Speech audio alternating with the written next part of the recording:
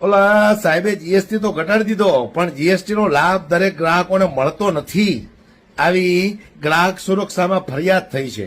1, 2, 3, 4, 5, 25, 50, 100, 200 એવી નહીં, 3000 ફરિયાદો થઈ છે કે અમને ભાઈ જીએસટી ઘટ્યો એનો લાભ મળતો નથી.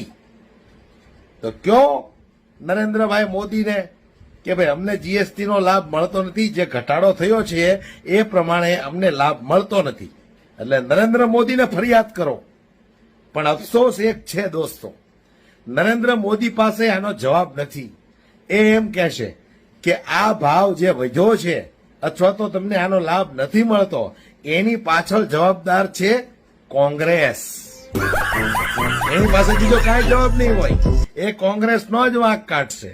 સંદાસ તૂટી ગયું તો કે એ કોંગ્રેસે બનાવ્યું હોય, પુલ સારો છે તો કે એ ભાજપે બનાવ્યો હોય.